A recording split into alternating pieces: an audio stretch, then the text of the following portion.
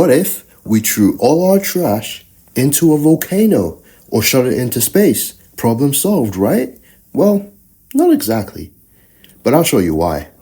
Now, volcanoes tend to be too dangerous or unpredictable. Don't believe me? Well, here's a video of a scientist throwing a rock into a volcano and see what happens.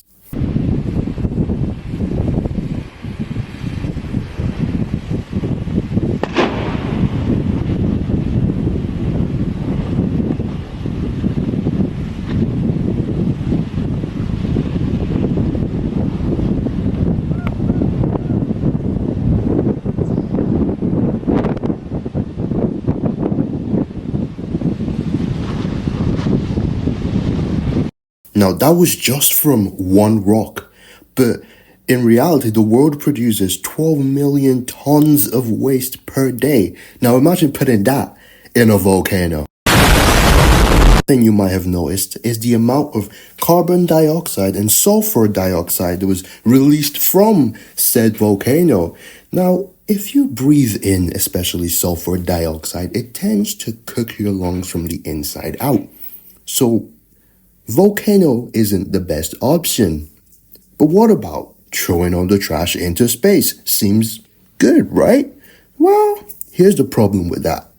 We already have trash in space. They're called space junk, and there's 34,000 pieces of space junk, to be precise.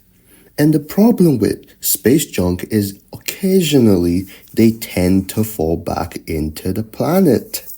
Now, it's not a problem if something like a pencil falls down because it will burn up in the atmosphere, but bigger types of junk like, I don't know, a full-on SUV, well, you wouldn't want that falling in front of you or on top of you on the street one day, would you? And also, it'll be like extremely expensive to like actually send all that junk into space.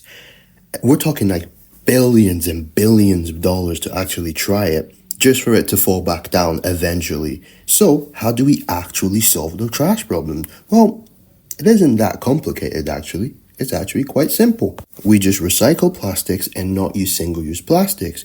And in terms of clothes, well, we could all just, clothes you no longer need, just put it somewhere, and then someone else can grab those same clothes if they need it, and then everyone's just recycling things, and boom, less trash all of a sudden.